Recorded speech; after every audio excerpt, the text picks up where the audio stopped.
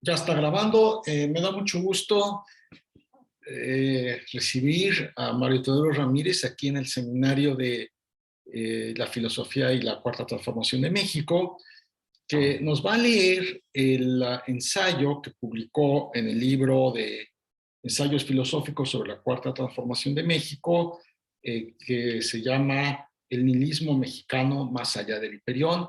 Bienvenido, Mario Teodoro. Qué gusto tenerte aquí. Tienes la palabra. Muchas gracias, muchas gracias. Muchas gracias a todos por su atención. Bien, voy a leer los epígrafes de este trabajo, son curiosos. Dice, si todo el mundo salimos de la nada, y a la nada por Dios que volveremos, me río del mundo que al fin ni él es eterno, por esta vida nomás pasamos. Bueno, este es Cuco Sánchez. Y otro epígrafe, ¿acaso de verdad se vive en la tierra? No para siempre en la tierra, solo un poco aquí. Aunque sea jade se quiebra, aunque sea oro se rompe, aunque sea plumaje de quetzal se desgarra, no para siempre en la tierra, solo un poco aquí. Netzahualcóyotl. Comienzo. ¿Es el mexicano un ser fundamentalmente nihilista? El nihilismo es el concepto que nos permite hoy, más de 70 años después del surgimiento del grupo El Hiperión, caracterizar filosóficamente el espíritu, la visión, el ánimo, la conducta del mexicano. ¿Posee el mexicano una voluntad de nada que pronto se convierte en una nada de voluntad? Escéptico, desdeñoso, desganado, incierto, ¿no es la nada aquello que a través de la historia ha contemplado el mexicano y sigue contemplando hoy con ansiedad, angustia y desesperación? La nada en que no pasa nada. Muchas precisiones y definiciones habría que hacer antes de responder a estas preguntas. En lo que sigue voy a analizar primero lo que la filosofía del mexicano, momento único, extraordinario de la historia de la filosofía mexicana, ocurrido hacia la primera mitad del siglo pasado, decía acerca del mexicano, bajo la hipótesis de que lo que ella describía, aunque no lo designara así, era el carácter nihilista de la visión mexicana de la existencia. Mostraré por qué los filósofos del mexicano no atinaron con este rasgo más general y filosóficamente significativo y cuáles son las consecuencias de esa ausencia. En segundo lugar, dialéctica del nihilismo, daré cuenta de las bases filosóficas del concepto de nihilismo, refiriendo brevemente la manera como ha sido entendido a partir de Nietzsche y hasta la actualidad, asumiendo lo que varios pensadores han sostenido o sugerido, que el nihilismo es el problema fundamental de nuestra época. En tercer lugar, nihilismo extremo, haré una reflexión siempre con carácter hipotético sobre el nihilismo desmedido que caracteriza al mexicano en algunas de sus actuaciones y comportamientos. Dejaré a manera de pregunta final la cuestión de qué habría que hacer para superar tal condición. ¿Cómo sacar al mexicano del nihilismo? Lo que implicará en principio asumir un nuevo paradigma filosófico, distinto al que marcó las aventuras teóricas de los hiperiones. Iré mostrando a lo largo del ensayo en qué consiste esa novedad. Podemos adelantar que se trataría básicamente de traspasar la perspectiva antropológica y subjetivista dominante en la filosofía del mexicano y en la filosofía de su época, hacia una perspectiva verdaderamente ontológica, realista y especulativa, de acuerdo con las nuevas configuraciones de la filosofía actual. Respecto al problema del mexicano, mencionaré al final algunas opciones para la superación del nihilismo que la realidad del país puede ofrecernos, incluida la propuesta política de la llamada Cuarta Transformación. La filosofía del mexicano.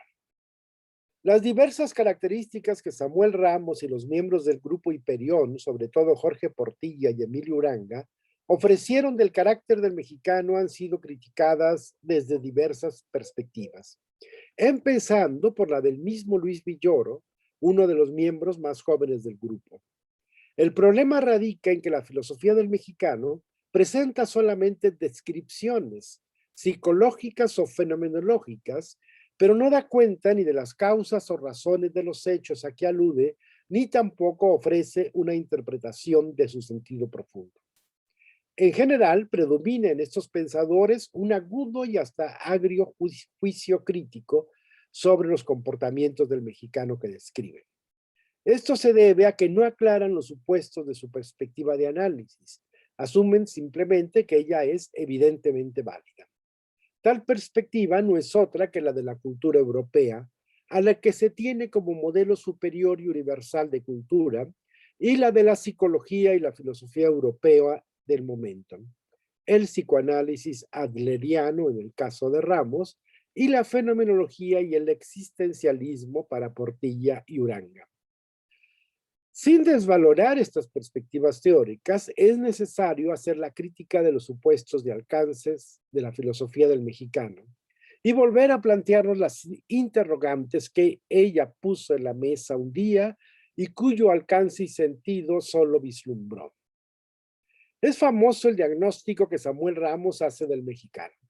Padece complejo de inferioridad. Aunque el filósofo michoacano insiste en que el mexicano no es inferior, sino que se cree inferior, sus descripciones no dejan lugar a duda. Si no biológicamente, sí psicológicamente e ideológicamente y culturalmente, el mexicano es inferior. Tal condición debe ser superada y para esto Ramos ofrece como alternativa el modelo de la cultura europea y el ideal humanista occidental. De alguna manera sigue asumiendo la perspectiva colonialista. Las deficiencias y defectos de México y del mexicano tienen que ver con que el proceso de colonización europea no fue completo y suficiente. Solo desde este punto de vista asume Ramos una visión crítica de España y los españoles. Nunca fueron verdaderos colonizadores y pronto se redujeron simplemente a expoliar y malgastar la riqueza americana. Por otra parte, al igual que Vasconcelos, Ramos juzga al mundo indígena como un páramo estéril, fijado en el pasado y sin visión de futuro. Caracteriza con el término egipticismo, es decir, estilo abstracto e inmutable, a la cultura y el arte indígena. Respecto a la escultura prehispánica, dice, cito, en vez de que las formas artísticas infundan a la piedra algo de su movilidad, parecen aumentar su pesantez inorgánica. Termina cita. En general, Ramos juzga a la cultura prehispánica como un mundo pétreo, ajeno al devenir y a la vida. Tiene, cito, la rigidez de la muerte. Termina cita. La insensibilidad y pasividad del indígena, agrega, no fue producto de la conquista, sino su condición. Desde antes, cito nuevamente, los indígenas eran reacios a todo cambio, a toda renovación. Vivían apegados a sus tradiciones, eran rutinarios y conservadores. Termina cita. Ese mundo no merecía mantenerse, supone Ramos. No hay por parte del filósofo de Zitácuaro ningún intento de comprender el espíritu indígena y el espíritu del mexicano en general. Su juicio es contundente y no deja lugar a matices. No hay propiamente tal espíritu, pues el mexicano vive al día, sometido a las circunstancias y contingencias de la existencia, insumiso a cualquier norma e incapaz de guiarse por valores. No posee ningún sentido superior de la vida. La serie de calificativos negativos, verdaderos improperios, que Ramos le arroja a lo largo del perfil del hombre y la cultura en México, constituye un penoso florilegio. Introvertido, acomplejado, neurótico, desconfiado, agresivo, machista, susceptible, iracundo, violento, feroz, dominante, impaciente, infrahumano, autodenigrado, imitador, abusivo, inculto, ignorante, pasivo, rígido, individualista, resentido, irreflexivo, retraído, indiscreto, receloso, apocado, cínico, valentón, simulador, autoritario, explosivo, depresivo, falsario, inestable, patriotero, nacionalista, impostado, ambicioso, vanidoso, despreciativo, indisciplinado, altanero, desorganizado, inseguro, exagerado, maledicente, sectario, servil, y aún hay más. Todas son palabras extraídas del perfil del hombre. Estos rasgos corresponden a distintos tipos de mexicano, aunque básicamente Ramos caracteriza dos: el pelado, es decir, el proletario sin educación, hoy se diría el naco, el chairo, y el pedante, el burgués o el pequeño burgués, hoy se diría el fresa, el fifí. En cualquier caso, Ramos solo tiene ojos para rasgos criticables. No ve ni una sola cualidad medianamente positiva en el mexicano. Cualquiera podría concluir que un ser caracterizado así no vale la pena ni ocuparse de él ni proponerle algo. Ese ser que desprecia todo y que se desprecia a sí mismo parece ciertamente despreciable. Ramos describe bien lo que llamamos, él no usa esta palabra, nihilismo. El mexicano niega todo valor, sentido y razón, toda norma. Pero el filósofo michoacano no tiene ninguna disposición a comprender esta condición, a ahondar en su sentido, en sus posibles razones o alcances. Es algo de lo que más bien hay que huir, como se huye de un fantasma o una aparición diabólica. Como hemos dicho, la vía para esa huida no puede ser otra que la cultura occidental, moderna, racional, humanista. La solución es, pues, cumplir la colonización, adaptando plenamente al mexicano al deber ser y sometiéndolo en definitiva al modelo civilizatorio europeo. Ramos refuta, pues, el nihilismo mexicano con otro nihilismo. En términos de Nietzsche, el nihilismo moral, la negación de la vida y la existencia real, desde la ponderación intelectualista de un ideal general y abstracto. Quizá es cierto que el nihilismo mexicano debe ser superado, pero podríamos preguntar si no existe una vía distinta a la que Ramos plantea. Portilla y Uranga continúan el análisis crítico de la cultura mexicana iniciado por Ramos, aunque con mayor agudeza filosófica, pues ellos se encuentran armados con las nuevas corrientes del pensamiento del siglo XX, la fenomenología y el existencialismo. De alguna manera ponen en juego una visión más empática, digamos más horizontal y comprensora del mexicano, aunque finalmente también lo juzgan críticamente desde una perspectiva externa y pretendidamente objetiva y superior. Mantienen todavía la consigna de Ramos de que hay que continuar y cumplir el proceso de colonización del mexicano. Portilla no ofrece tanto una definición del mexicano como el análisis de una conducta extrema, no generalizable, pero claramente útil para pensar su condición. Se trata del relajo, que define, según destaca Carlos Sánchez, como una suspensión de la seriedad. En el único libro de Portilla, publicado de forma póstuma, Fenomenología del relajo, se describe al relajo como esa forma de burla colectiva, reiterada y a veces estruendosa que surge esporádicamente en la vida diaria de nuestro país. Básicamente se trata, según Portilla, de una forma de negación del valor moral, intelectual, artístico y todavía más una negación de su posibilidad. Echar relajo es estropear el valor que se asoma en una situación, un fenómeno o una persona. Mediante bromas, burlas, bullicios, impide, por ejemplo, que alguien cuente en una reunión algo que le parece importante.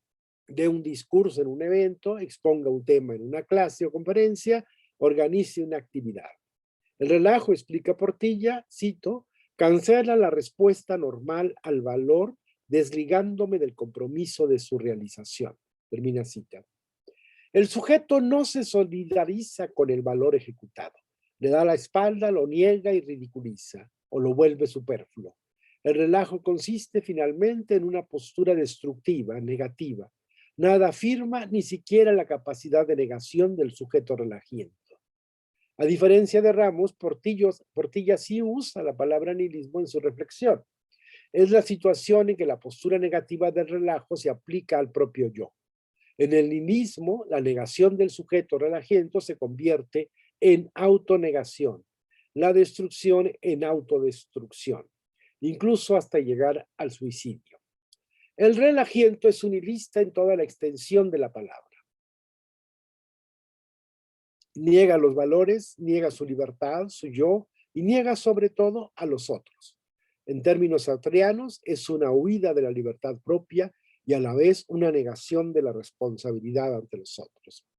El relajo destruye la condición de la emergencia de los valores, que no es otra que la asunción de la vida comunitaria, el reconocimiento de la necesidad humana de la comunidad, del ser con los otros, entre ellos y ante ellos. Imposibilitar la comunidad es imposibilitar los valores.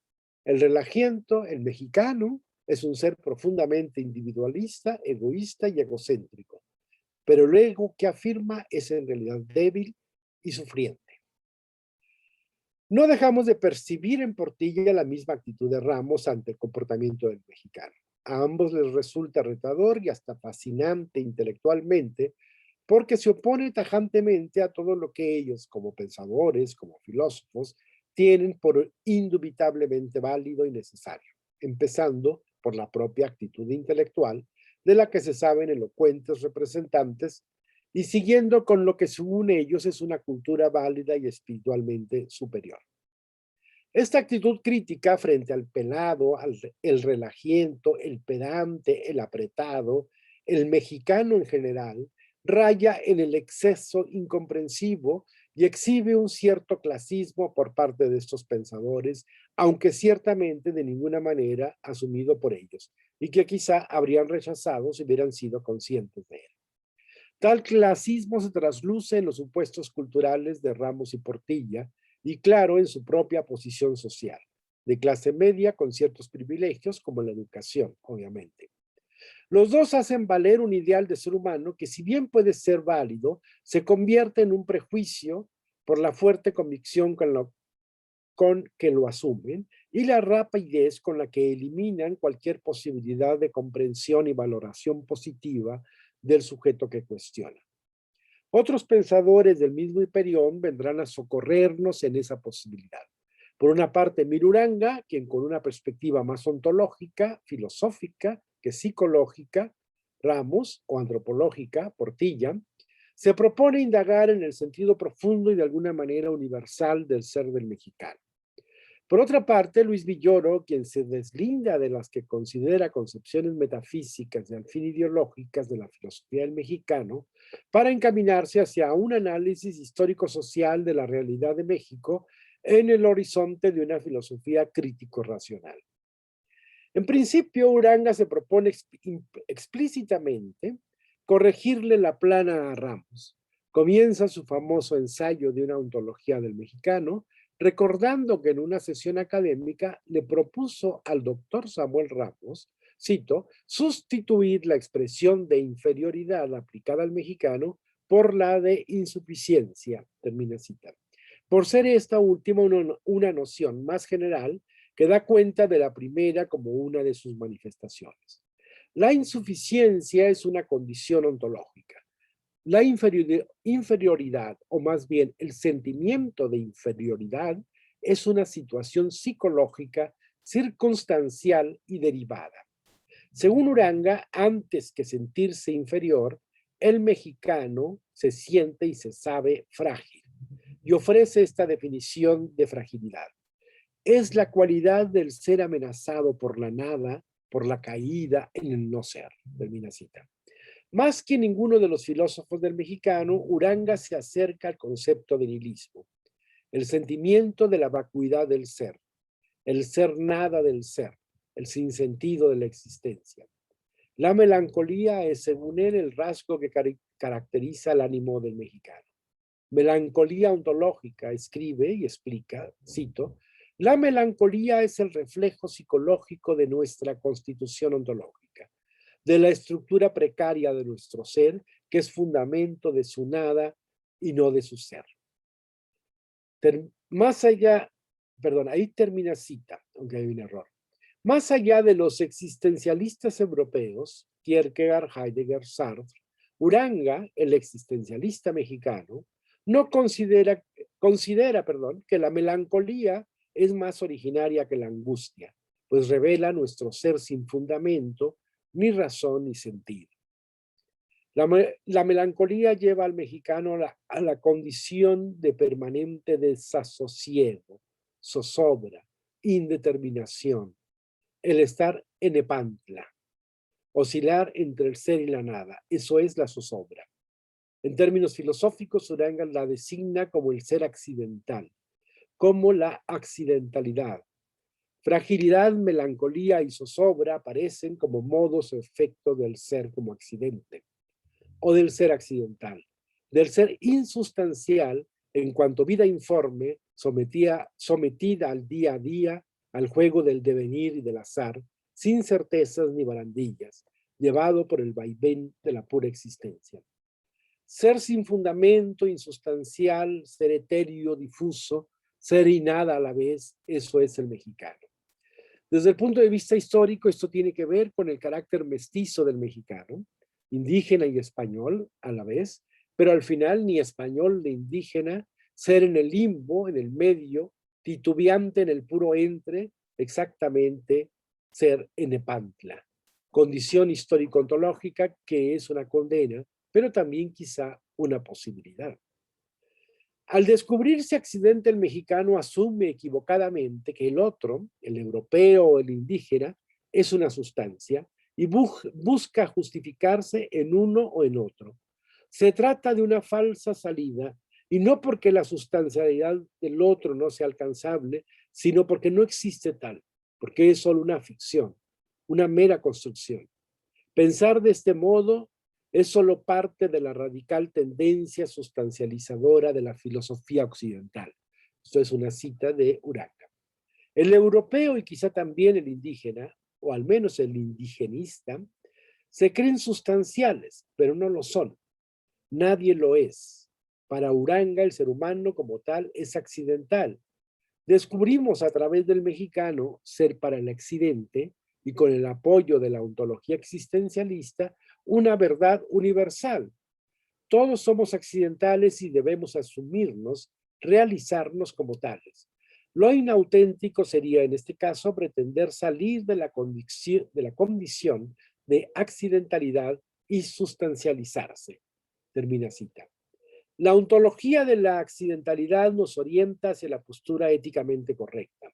Se trata de asumir como mexicanos, como humanos, nuestro ser insustancial, renunciar a todo proyecto de identidad maciza, olvidar toda nostalgia de un ser puro y aprender a vivir en la accidentalidad e indefinición de la existencia.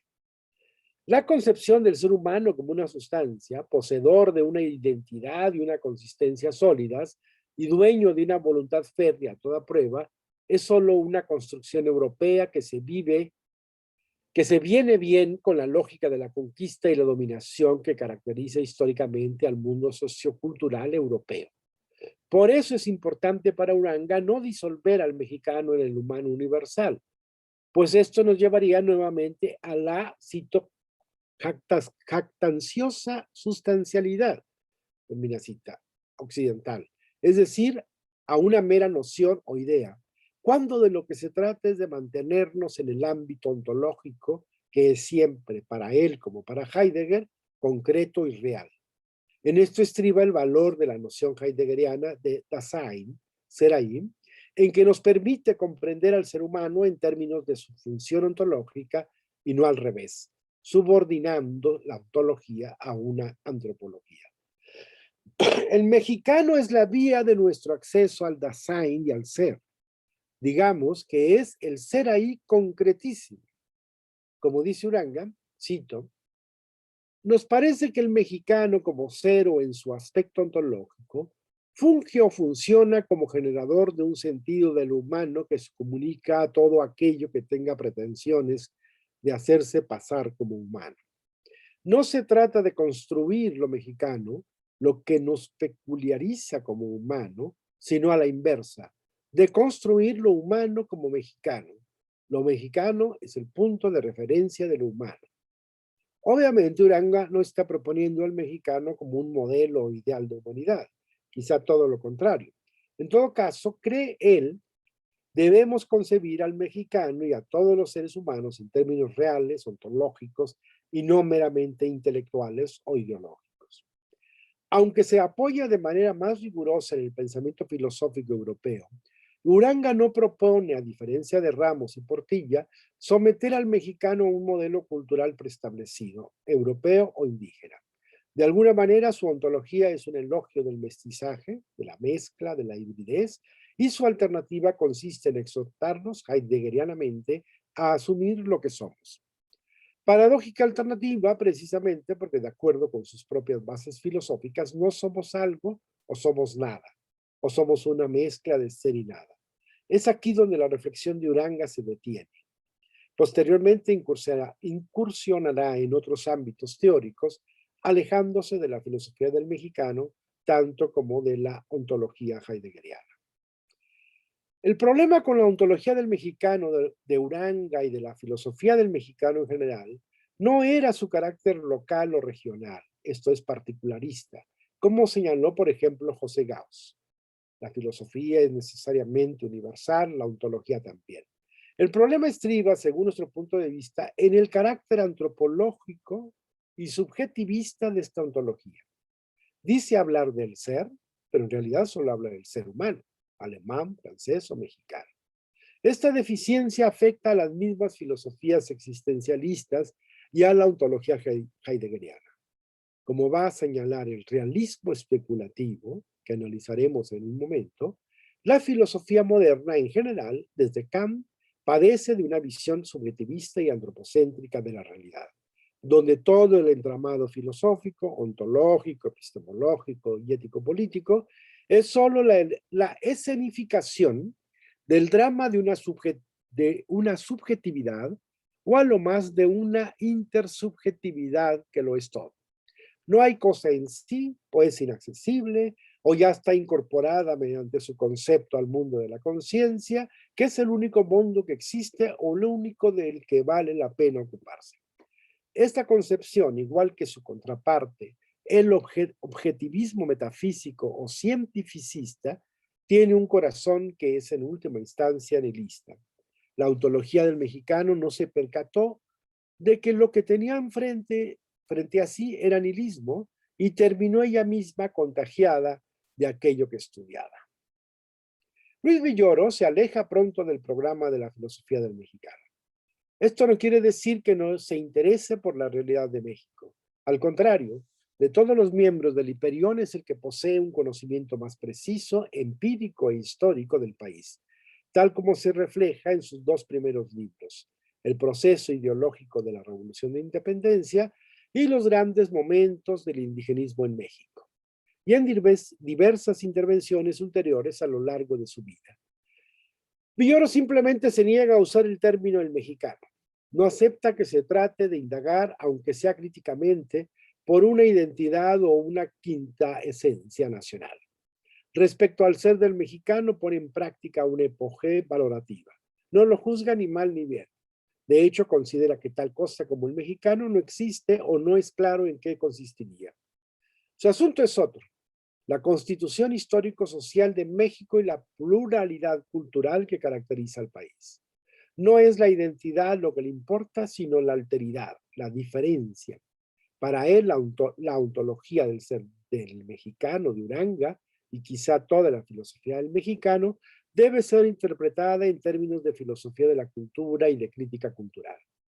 Comparte con Uranga la crítica a la idea de identidad sustancial, aunque no la expresa en términos ontológicos, sino históricos sociales y hasta ético-políticos. Se trata de criticar la idea moderna del sujeto todopoderoso y dominante para el que no existe el otro, o es solo un objeto para ser apropiado materialmente y para ser definido, es decir, determinado ideológicamente. Con el tiempo, Villoro construirá una idea de cultura auténtica de carácter formal y verdaderamente universal, alejada tanto del europeísmo como del nacionalismo. La ideología de lo propio más que de lo auténtico. Para Villoro, la autenticidad no tiene que ver con ser fieles a alguna esencia nacional o local, pura e inamovible. Sin decirlo explícitamente, Villoro rechaza la idea heideggeriana de autenticidad, entendida peligrosamente como la conformidad con una realidad racial o étnica o con una peculiaridad cultural o espiritual, la raza aria o el pueblo alemán en el caso de Heidegger. Para Villoro, autenticidad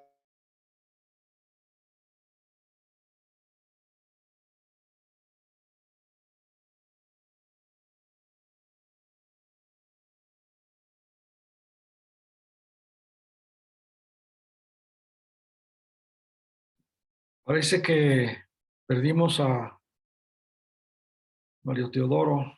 ¿Ustedes sí me escuchan bien? ¿Sí? Eh, Voy a suspender la grabación y en cuanto... Ah, ahí viene ya, parece. Mario Teodoro, te quedaste pasmado. Tú no te oímos. Sí, perdón. Se cortó Se el Teams, cortó, se se cerró cortó. totalmente y Se- ahorita volvió a aparecer la imagen. No sé qué pasó. sí, quién sabe. Estabas con lo de Villoro que negaba la autenticidad. Sí, Por ahí, si entonces quieres, pues continúa, ¿no? Ahí donde lo dejaste. sí, como no. Bueno. Muy bien. Para Villoro, autenticidad define un rasgo de la conciencia.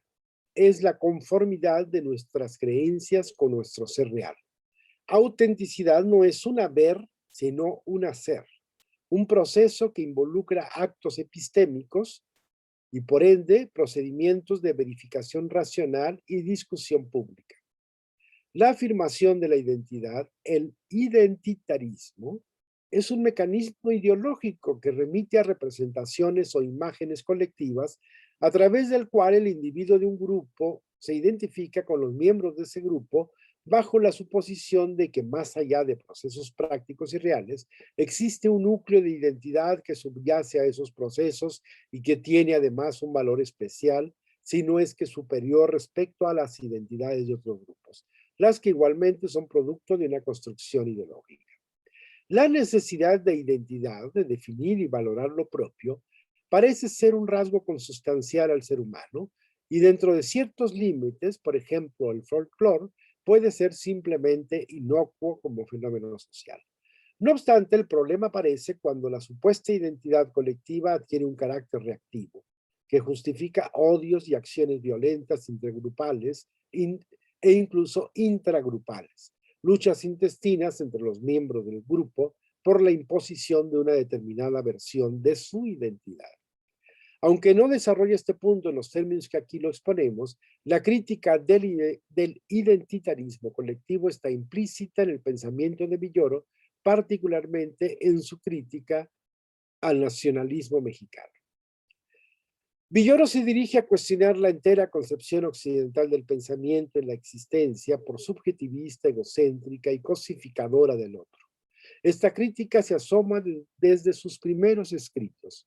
Respecto al tema del nihilismo, llama la atención la reivindicación que en un momento hace Villoro de la filosofía oriental y particularmente de la filosofía de la India. En el temprano ensayo, Una filosofía del silencio, la filosofía de la India, se interesa por mostrar las diferencias entre la filosofía occidental y la filosofía oriental. Desde sus orígenes griegos, la primera se presenta como una filosofía visual de la aparición o manifestación del ente, como filosofía de la positividad del ser. Por el contrario, la filosofía oriental consiste en una filosofía del ocultamiento, del silencio, de la desaparición del ser. Es filosofía de la negatividad del ser.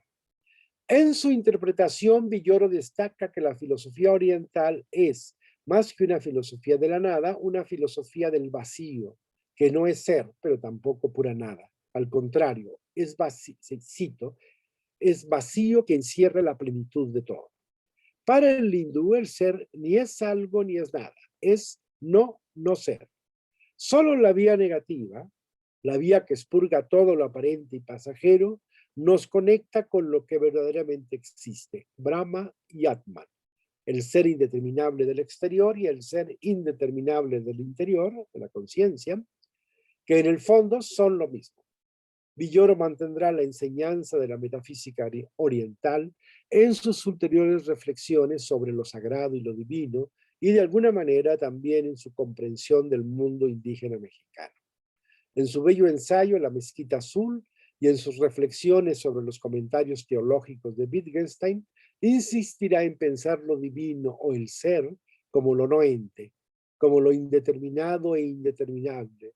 Esto es como la otredad absoluta que ilumina y a la vez limita el ansia antropocéntrica de dominación y posesión.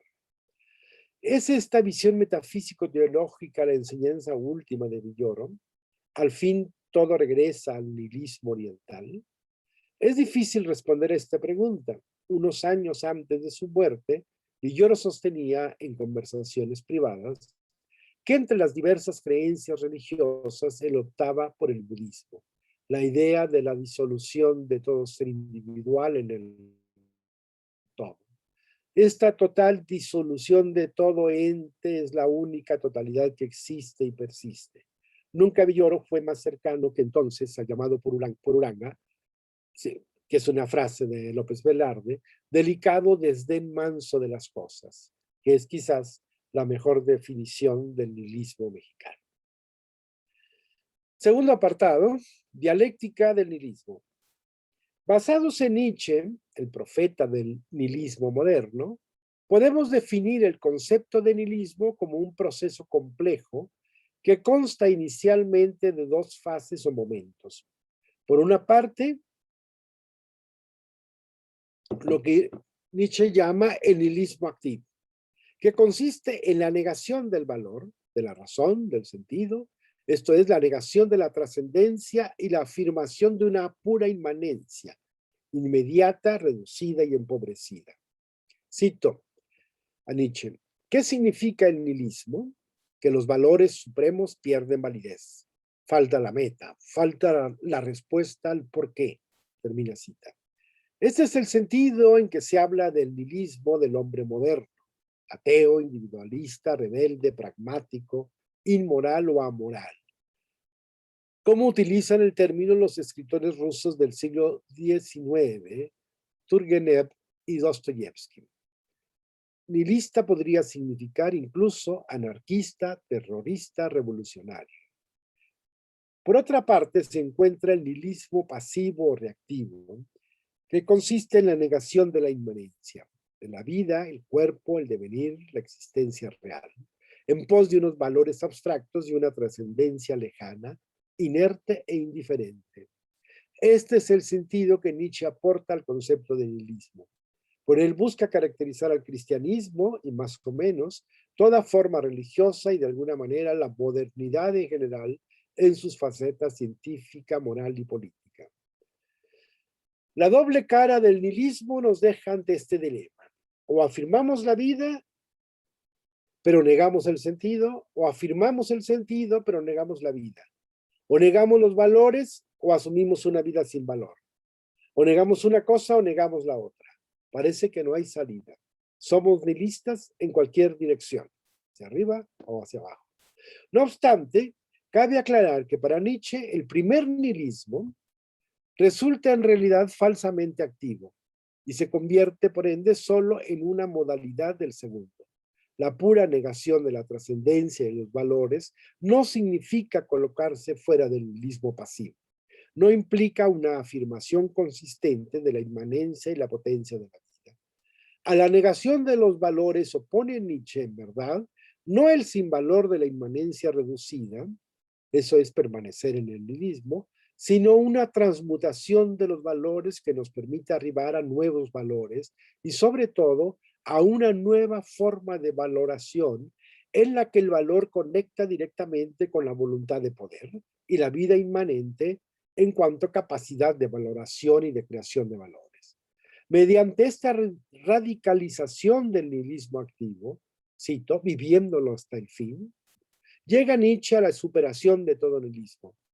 Al no del camello, nihilismo pasivo, y al no del león, nihilismo activo, opone el sí del niño a la afirmación inmanente. Podemos decir una afirmación que reconoce que ella es un valor en sí misma.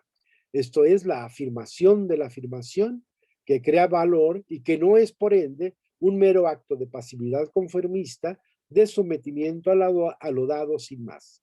Nietzsche deja abierta la cuestión de cómo sería posible una afirmación no nihilista de la inmanencia, de la vida, de la existencia. En la conclusión ensayaremos por nuestra parte una respuesta a esta cuestión. La reflexión sobre el nihilismo marcó la filosofía europea posterior a Nietzsche, particularmente en las líneas fenomenológico-existencialistas y en algunas de las vanguardias literarias y artísticas, dadaísmo, surrealismo, expresionismo del siglo XX. Destaca la figura de Heidegger, quien en cierta medida es el responsable de la recuperación de Nietzsche para la discusión filosófica. Heidegger vincula el concepto de nihilismo a una de sus tesis ontológicas fundamentales, la idea del olvido del ser, del desconocimiento de la diferencia ontológica ser-ente que ha asignado a toda la metafísica occidental. El nihilismo de Occidente consiste precisamente en que confundimos el ser, la comprensión de lo existente, con el ente, la patencia de lo existente. Ahora bien, esta confusión no es simplemente el producto de un error o de una incapacidad humana. Está fundada en la estructura ontológica misma. El ser es lo que se retrae a la presencia, es lo no ente. Igual el olvido del ser, no se podría resolver con recordarlo simplemente. No hay manera porque el olvido es inducido por la propia estructura ontológica. Si el ser se olvida es porque el olvido pertenece a la esencia del ser, porque impera como destino de su esencia. Por esto, la época del nihilismo consumado, cuando, cito, se ha vuelto un estado normal, es a la vez la época, la nuestra, de la consumación de la metafísica y del total olvido del ser. El olvido del olvido, de la vida reducida al puro negocio técnico con los entes, vida intraóntica, sin ninguna comprensión ontológica, sin ninguna comprensión del ser. En verdad, sin ninguna comprensión. ¿Cuál puede ser entonces la alternativa ante el nihilismo? Se podría decir que se trataría simplemente de restablecer la capacidad reflexiva del ser humano, del pensamiento como superación de la inmediatez y la cosificación moderna. Pero parece que a Heidegger no le gusta esta alternativa. Suena a humanismo, a antropología, y él prefiere algo más misterioso y enigmático, una especie de resignación ontológica que designa con la extraña expresión convalescencia Verbindung de la metafísica. Esto significa algo así como la permanente rememoración del olvido del ser, el recordatorio de nuestra condición finita y metafísica, la aceptación del nihilismo como inherente a la condición ontológica del ser humano y al fin al propio ser. La única forma de superar el nihilismo es asumiéndolo como nuestra verdad y destino. Pero ¿realmente eso lo supera? ¿Hemos de conformarnos con esa asunción? Así parece si permanecemos tercamente en un pensamiento de la finitud. Si perdidos en la selva oscura de la recapitulación, nos prohibimos levantar la mirada hacia el cielo estrellado, al infinito y al infinito de infinitos del pensamiento puro. Pero Heidegger quiere mantenernos a como de lugar sumidos en la finitud, en el lúgubre ser para la muerte. La ambigua reflexión del filósofo alemán se encuentra en cierta medida detrás de lo que se llama posmodernidad. Resulta así evidente en la obra de una de las grandes figuras filosóficas paradigmáticas del pensamiento posmoderno, Gianni Battimo y su propuesta del pensamiento débil, pensiero débole. Apoyado en la hermenéutica academiana, Battimo da un sentido básicamente positivo a las concepciones nietzscheana y heideggeriana del nihilismo. Entiende por esto, cito, la disolución de todo fundamento último, de la idea misma de una verdad universal y de un humanismo transcultural, será cita. Y por ende, la explosión ilimitada de pluralismo cultural y relativismo epistemológico. Battimo sostiene que hermenéutica y nihilismo son sinónimos, pues la función de la interpretación consiste precisamente en abrir indefinidamente la cadena de las significaciones para romper con el dominio del significado único, y de paso con el ser y con la posibilidad de la verdad. Para el filósofo italiano, lo más importante de su postura es la asunción ético-política del nihilismo como práctica de emancipación, de liberación. La crítica a la metafísica hecha por Heidegger y la exhibición de los callejones sin salida de esa crítica debe llevarnos, más allá del nihilismo negativo, nostálgico del absoluto o de Dios, a lo que Bátimo llama una ontología del debilitamiento del principio de realidad, que justifique preferir, cito, una sociedad democrática, tolerante y liberal a una sociedad autoritaria y totalitaria. En general, una sociedad alegre, ligera y creativa a una sociedad triste, pesada y alienada. No obstante, Bátimo cierra la posibilidad de que esa preferencia pueda ser una creencia o una convicción fundamentada racionalmente. Para él, como para Heidegger y Nietzsche, la racionalidad solo existe en el sentido y bajo el criterio de la ciencia positiva, como desempeño intraóntico, esto es, como técnica de cosificación del ser. Por esto, lo único que nos queda es celebrar la ausencia de fundamento y de razón, verdad, valor, etc., estipulando simplemente que esa celebración no es el nihilismo de siempre, sino un nihilismo débil o de la debilidad, un nihilismo nihilistamente feliz. Frente a los pensadores como Bátimo y otros vinculados a la posmodernidad, Derrida, Foucault, Rorty, y sus defensas del relativismo, el subjetivismo, el constructivismo, todas de alguna manera formas de nihilismo, ha emergido en este siglo XXI una corriente filosófica que se propone la reivindicación del realismo en filosofía, la primacía de la ontología y la recuperación de la racionalidad filosófica. El realismo especulativo, también llamado nuevo realismo, en el que figuran, entre otros, Contant Meillassoux, Marcus Gabriel y Ray Brassier. Particularmente nos interesan estos pensadores porque cada uno de ellos se ocupa en algún momento del problema del nihilismo. Sus planteamientos, aunque distintos, son significativos de la manera como en nuestros días se sigue afrontando ese problema. El desierto crece. Recuerde, es una frase de Nietzsche. Recuérdese que a finales del siglo XIX, Nietzsche profetizaba el dominio del nihilismo para los 2 siguientes siglos. Le resta todavía. Creemos que con el nuevo realismo aparece un giro en la historia del nihilismo, que ha estado vinculado en el siglo XX a las filosofías de la finitud, siempre antropocéntricas y a veces meramente quejumbrosas. El nuevo realismo retrae el infinito al campo del pensamiento. De hecho y de derecho, el infinito es el objeto primitivo del pensamiento. Brassier hace del nihilismo la clave misma de su ontología realista.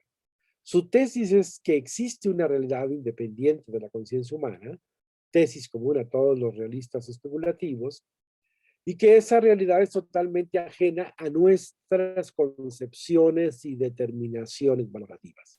Agrega que la realidad ha sido pensada como patencia o como ocultamiento, pero no como extinción, como algo que en algún momento futuro va a desaparecer totalmente, el fin del universo.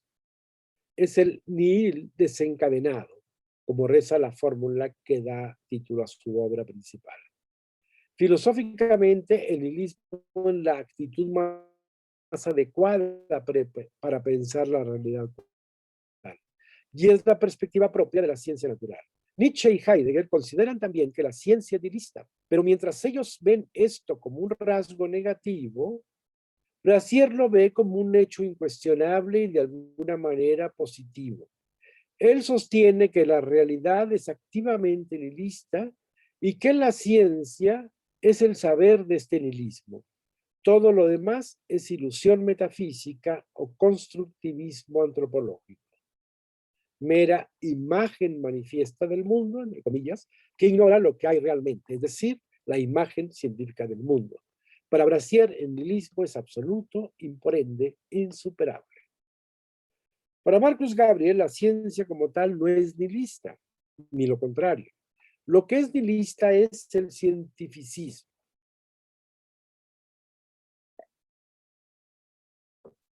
La postura filosófica o ideológica que sostienen que la única realidad existente es aquella que es objeto de la ciencia natural y a la cual han de reducirse todas las demás realidades. Gabriel pugna por una ontología pluralista que elimina la noción de mundo o totalidad. Para él solo existe, y en esto consiste existir, infinitos o transfinitos campos de sentido. Un campo de sentido es un conjunto de entes que comparten ciertas propiedades, y hay tantos campos como propiedades puedan compartirse o definirse. Los campos de sentido no son construcciones mentales o teóricas, sino estructuras ontológicas. No dependen del ser humano para existir. El cientificismo es una tesis falsa por metafísica, pues supone algo, la totalidad del mundo, que es impensable porque es lógica y ontológicamente inexistente.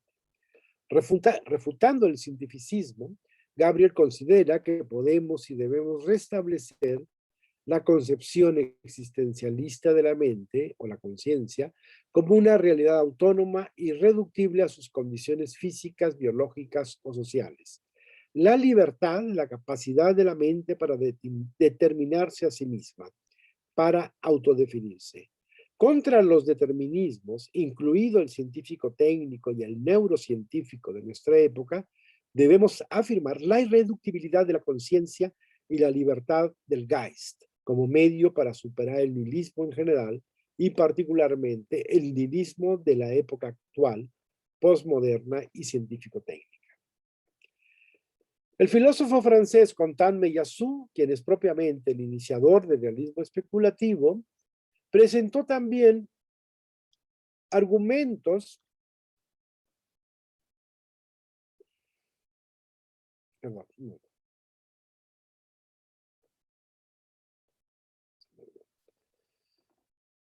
contra el nihilismo en su propuesta de lo que llamó inicialmente materialismo especulativo y ética factual. Su tesis ontológica básica es la contingencia absoluta de todo lo existente. No hay una razón última por la cual existe lo que existe. Solo hay el devenir inmanente, autosuficiente y de alguna manera caótico del ser. La realidad es irreductible a nuestra conciencia y existe independientemente de nosotros. El correlacionismo, concepto polémico clave de Meillassoux y del nuevo realismo, es decir, la idea de que la reflexión filosófica ha de atenerse a la correlación sujeto-objeto o lenguaje-mundo, postura siempre antropocéntrica y relativista, es falso. Podemos aprender la realidad como tal siempre y cuando renunciemos a toda idea de orden necesario. La única necesidad es la de la absoluta contingencia de lo existente. Caen así todo tipo de determinismos y absolutos, tanto el determinismo teológico como el determinismo de las leyes naturales o el de las leyes de la historia, todos nihilistas en última instancia. Meillassoux cuestiona, siguiendo a Nietzsche, tanto el nihilismo religioso como el nihilismo ateo, y cuestiona lo que podemos llamar el nihilismo posmoderno, la deificación de la nada. La asunción de que nada tiene sentido, de que nada es posible, es también una forma de determinismo. La absolutización nihilista ignora que la contingencia de lo existente significa que cualquier cosa puede suceder, la peor, pero también la mejor, el sinsentido o el sentido. Incluso Meillassoux sostiene, para escándalo de religiosos y de ateos, que Dios puede llegar a existir en este mundo. Nada está dicho. Para el pensador francés, una ontología radical de la contingencia, una verdadera asunción, sin tristeza ni aprensión de la total contingencia de lo existente, es la única vía para superar el nihilismo. No hay garantía de esta asunción, pero es una posibilidad que no es eliminada.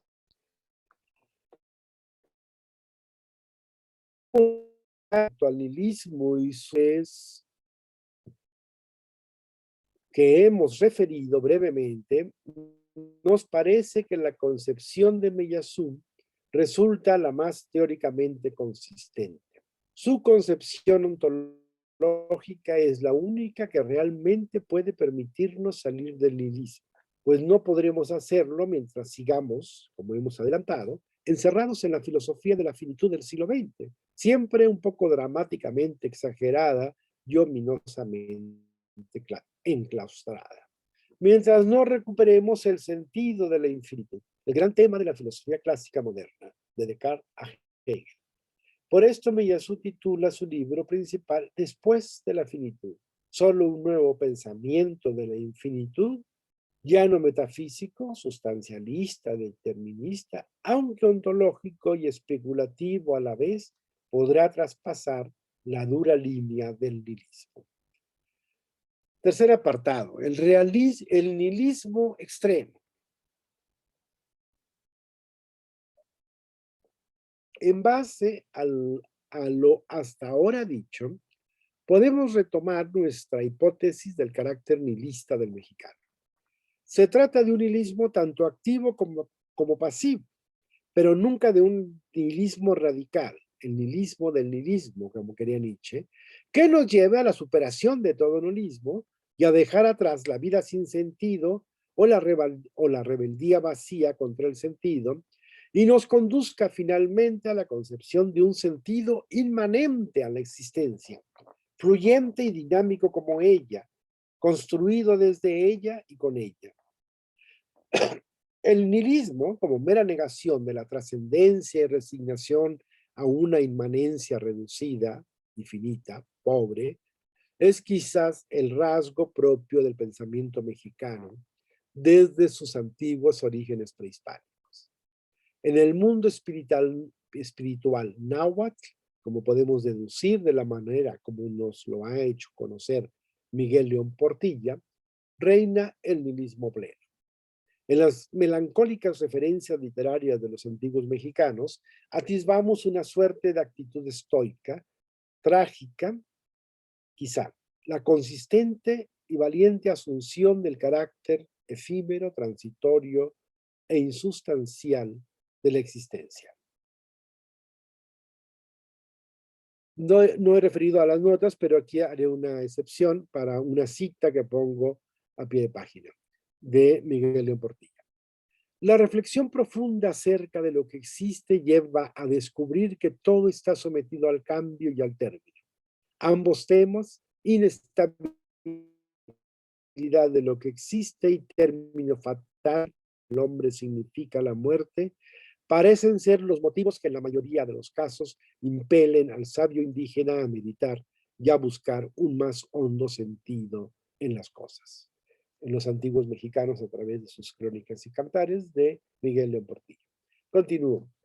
El historiador del arte Paul Bernstein ofreció hace tiempo una caracterización inmejorable de la visión inmanentista del mundo expresada en la religión, la mitología y el arte de los pueblos precolombinos. A Bernstein le importa destacar las diferencias entre la visión náhuatl y la visión europea occidental, cristiana y moderna. En el politeísmo azteca observa una radical unidad, una integración total en momentos terribles de lo trascendente y lo inmanente, lo sagrado y lo profano, lo divino y lo terrestre. Dioses, hombres y cosas conviven intensa y cotidianamente como en ninguna otra concepción religiosa. En la cultura mexicana antigua, cito, no existe pues la división en un mundo sensible y un mundo suprasensible, cierra cita. Ambos son como las dos caras de una misma y compleja realidad. El mundo de los antiguos mexicanos es una teofanía, la escenificación de un drama cósmico teológico del que el ser humano forma parte, pero del que de ningún modo es el centro o el punto de referencia. La visión mitológica y religiosa prehispánica está exenta de cualquier antropocentrismo. Las representaciones aztecas del panteón tienen un carácter ontológico. No son propiamente representaciones, sino presentaciones de la divinidad misma, cito a Bernstein. La serpiente emplumada no solo es símbolo de Quetzalcóatl, es Quetzalcóatl, dice Bernstein. La siniestra y a la vez sublime Coatlicue no es una figuración escultórica de la diosa, es la diosa misma. El azteca no venera una piedra frente a él, venera la perfecta y lo material, lo divino, natural, que ha producido un anónimo y ahora podemos decir genial artista. No obstante, no obstante, el inmanentismo total de los antiguos conduce a una concepción cerrada, completa, quizá totalitaria de la existencia. En la ontología integral de los aztecas, toda trascendencia queda subsumida en el aquí y toda posibilidad está ya prevista en la visión cíclica del tiempo que ordena su cultura y su mundo. Esta concepción llega a los extremos paranoicos de los excesivos y violentos ritos sacrificiales de los aztecas. Esa, cito a León Portilla, esa tribu advenediza de rostro no conocido que vino del norte y que, según él, llegó a someter, a terrorizar a los antiguos y más mesurados pueblos mesoamericanos, herederos de la legendaria cultura de los toltecas y su luminoso pensamiento. Pero los aztecas no odiaban la vida, al contrario, la amaban tanto que querían conjurar el cataclismo cósmico a que estaba predestinado su mundo. Soberbios, se empecinaron en evitar el final, quizá presos de la culpa propia del violento destructor de pueblos y culturas. El inmanentismo nihilista de los antiguos mexicanos no pudo oponer, como bien observó Ramos, gran resistencia a la dominación europea. Cuando los pobladores mexicanos se dieron cuenta de lo que eran y significaban aquellos blancos barbudos llegados de ultramar, ya fue demasiado tarde. De su mundo grandioso solo quedaban ruinas. No obstante, en los términos de Bátimo, el nihilismo indígena se convirtió en una forma de resistencia para enfrentar la colonización y la imposición ideológica del conquistador. El indígena y luego el mestizo, más indígena que español, se volvieron secreta o públicamente insumisos a la normatividad impuesta por el colonizador. Los mexicanos no entendían el carácter abstracto y trascendente de la divinidad y de la entera esfera espiritual y moral de la concepción europea. La violencia de la colonización radicalizaba su incapacidad para actuar conforme a normas y reglas, pues estas, en cuanto no habían surgido espontáneamente de un proceso profundo de la constitución vital y cultural de los mexicanos, mantenían siempre un carácter externo y de ajenidad esencial. La estrategia de los mexicanos consistió en hacer como si las entendieran y estuvieran de acuerdo con ellas, y como si se sometieran convencidos. Nada era verdad. El arte de la simulación se convirtió en el arte mexicano por excelencia. Y no había más. Los mexicanos, indígenas y mestizos, no tenían manera de construir una alternativa no nihilista a aquello que rechazaban. Como señaló Uranga, quedamos en el limbo de la indeterminación y la ambigüedad, en una búsqueda que a veces abre posibilidades creativas para la superación del nihilismo, pero otras choca con el mundo y se reafirma en la negatividad y la destructividad. La resistencia nihilista a la colonización se transformó en el México independiente, siglos XIX y XX, en la resistencia a los procesos de la modernización política, económica, cultural. Procesos de colonización interna en los que han estado empecinadas las clases dirigentes mexicanas desde entonces hasta la época del neoliberalismo reciente. Ese nihilismo corrosivo y disoluto es lo que los filósofos del mexicano observaron en un momento, fascinados y estupefactos a la vez, presos también ellos de alguna forma de nihilismo. El nihilismo sigue presente, extremado desde hace una década y hasta hoy día. Tres conductas paradigmáticas ampliamente discutidas y motivo de gran preocupación en el análisis crítico social del México actual se traslucen en el espejo horadado de la reflexión sobre el mexicano. Espejo Horadado es una referencia a los aztecas por Don Portillo.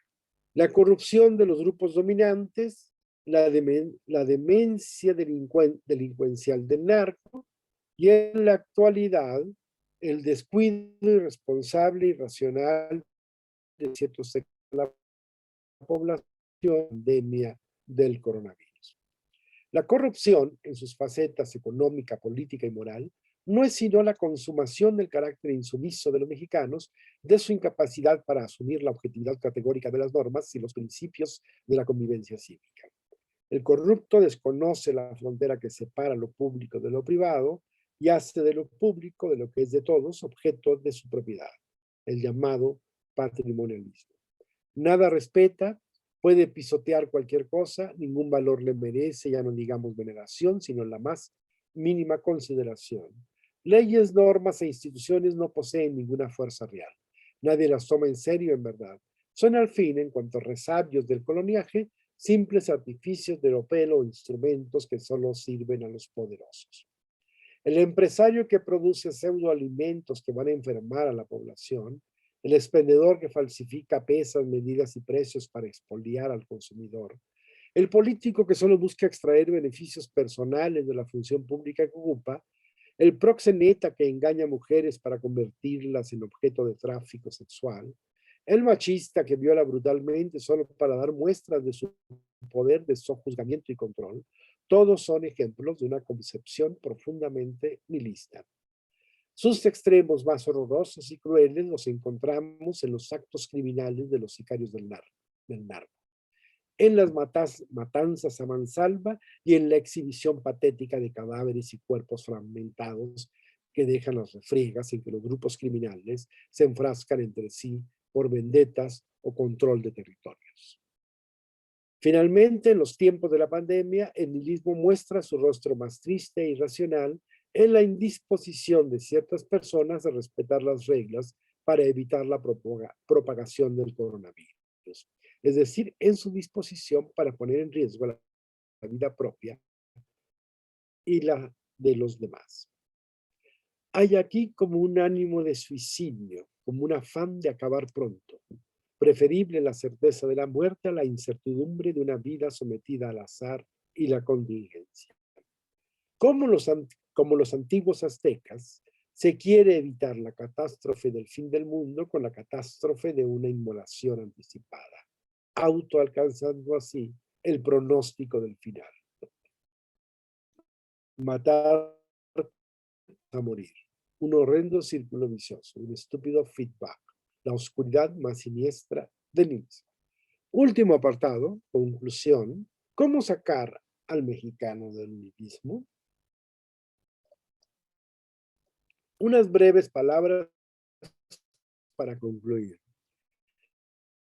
De la visión mexicana se ha querido superar con la imposición de diversas estructuras normativas, ordenadoras o ideológicas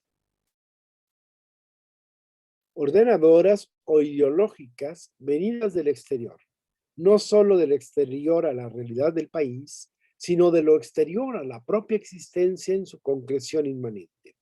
La doble colonización del Lebenswelt mexicano, la colonización externa y la colonización interna. El carácter insumiso de los mexicanos debiera dar lugar más bien a otra concepción de la inmanencia, a la idea de una inmanencia abierta, una inmanencia infinita e infinitamente abierta a las posibilidades, una inmanencidad, inmanencia inmensa, inmensidad inmanente. Esto es lo que ha faltado en la conciencia del mexicano. El sentido de la relatividad y de la temporalidad indefinida y verdaderamente contingente de la existencia. Frente a la concepción cerrada del mundo de la inmanencia reducida y frente a la concepción también cerrada del orden trascendente, el orden del sentido, las normas, los planes, es necesario construir desde abajo, desde dentro, una comprensión verdaderamente dinámica y libre de la existencia. Un inmanentismo radical que, como la vida y el flujo infinito del tiempo, no se cierra en ningún lado y siempre da más de sí. Siempre puede ofrecer algo imprevisto, una novedad que creíamos imposible, que era imposible, pero que es. Un inmanentismo vital y creador que, como enseña Miyazu, nos permita rehuir todo determinismo y toda predestinación bajo el signo de la decisión y de la libertad.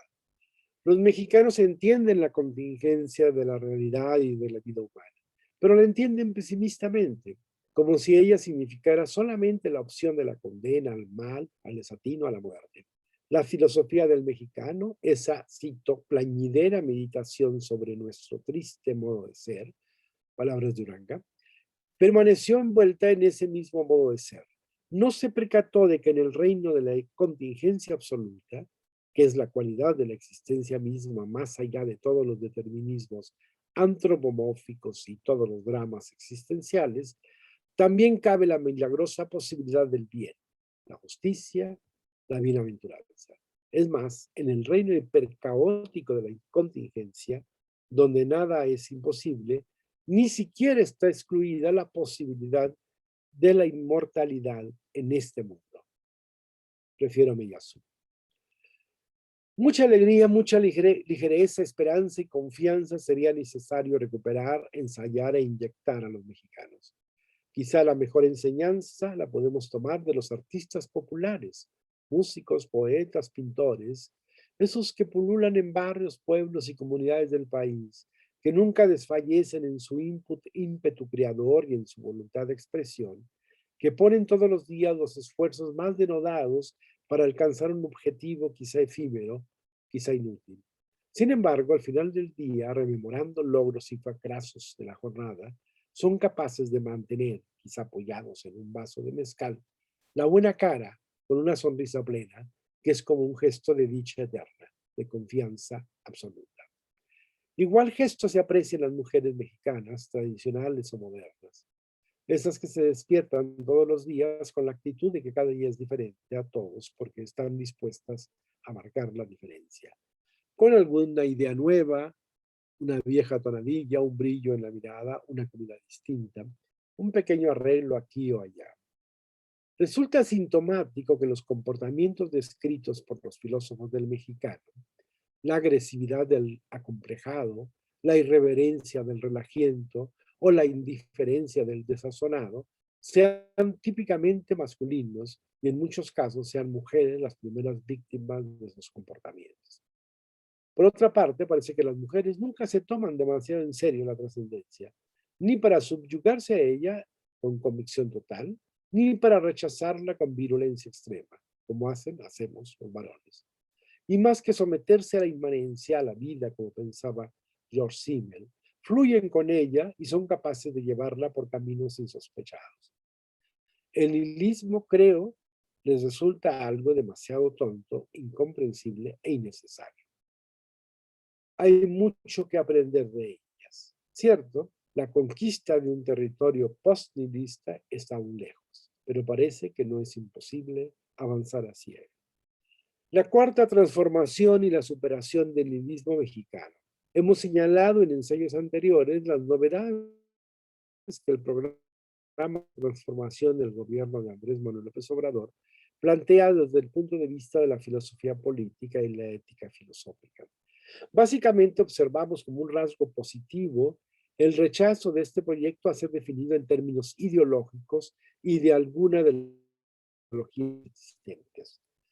La crítica forma ideológica del pensamiento, por irreflexiva, dogmática y abstracta, es un asunto ampliamente desarrollado en la filosofía contemporánea y en México es un punto crucial en la postura filosófica de Luis Villoro, para quien la crítica y la superación de la forma ideológica es condición para el arribo a una praxis verdaderamente liberadora, a una sociedad tan racional como razonable. Como dijimos antes, el fracaso en la superación del nihilismo mexicano se debe en gran parte a que se ha querido hacerlo mediante la imposición de ideologías externas y cerradas, ellas mismas nihilistas. Ya el cristianismo institucional, el catolicismo, el liberalismo clásico, el nacionalismo, el marxismo, el protestantismo yanqui, el neoliberalismo y ahora el posmodernismo superficial. En general, o una dificultad de nuestro país a pensar libremente y desde la realidad concreta de su ser, desde lo que hemos llamado un inmanentismo activo y creador. Se trata, pues, de que pensemos y actuemos realistamente, pero no bajo el supuesto de que la realidad humana y extrahumana es un orden fijo y determinado, sino bajo la comprensión de que lo real contiene siempre virtudes, potencias y posibilidades insospechadas, mismas que tanto el realismo objetivista como el idealismo abstracto, autoritario de alguna manera, nos han impedido aprender y asumir. En fin, se trata de enfrentar las formas de colonización económica, política y cultural que han atrofiado el mundo vital de los mexicanos y reforzado el nihilismo nacional, el desánimo, el desinterés, la pérdida de sentido, la violencia y los comportamientos irracionales, antisociales y delincuenciales. El programa político de emancipación y liberación social adquiere así el carácter de un proyecto filosófico de revitalización espiritual, de reconstitución del sentido de la existencia individual y social del mexicano, tal como anticipó Guillermo Hurtado no hace mucho tiempo. Cito: nuestra primera fe, nuestra primera cruzada, debe ser construir entre todos un nuevo sentido. Termina cita. Descolonizar el mundo de la vida es recuperar el significado esencial de la democracia, darle contenido social a la práctica democrática, cuestionando y superando el formalismo y formulismo pseudodemocrático del régimen neoliberal. En este sentido, López Obrador ha insistido en la idea de la democracia, no solo como un gobierno del pueblo, sino más aún como un gobierno desde, para y con el pueblo. Se trata de que el pueblo, la comunidad mexicana, pueda sentirse y saberse sujeto de las transformaciones sociales y los procesos histórico-políticos. Es cierto que estos aspectos positivos de la cuarta transformación han quedado en un lugar secundario ante las urgencias del gobierno por enfrentar las resistencias y las acciones de poca civilidad de la oposición política, la alta burocracia del Estado y grupos empresariales. Por otra parte, muchos años de frustraciones políticas y condiciones de desigualdad persistentes no aseguran la pronta y clara superación del escepticismo y desinterés de los ciudadanos en la política nacional. El sector intelectual y periodístico que podría cooperar generosamente en los necesarios procesos de elevación de la conciencia cívica y política de los mexicanos, se encuentra ganado por el resentimiento, al creerse o sentirse afectado por las medidas de austeridad y racionalización del gasto del gobierno. No obstante, cabe la expectativa que los cambios que la Cuarta Transformación ha estado llevando a cabo, lucha contra la corrupción gubernamental y empresarial, procesos contra la evasión fiscal de los grandes emporios, apoyo general a la población económicamente desfavorecida, recuperación de elementos simbólicos de la cultura popular y la historia nacional, entre otras acciones, vayan produciendo cambios profundos, por ahora imperceptibles, en la mentalidad y el ánimo ciudadano. Es posible que esos cambios sean notorios al término de este gobierno y definan a partir de entonces una nueva fisonomía de la sociedad, la política y la vida de México. Quizá esto es más una esperanza que una expectativa.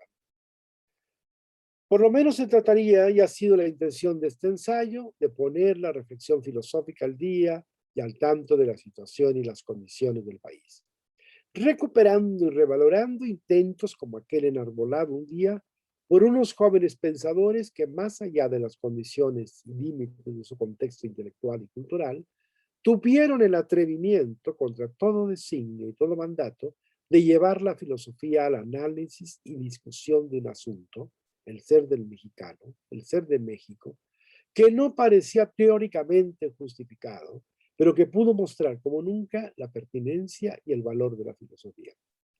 Esa fue la audacia del Hiperión.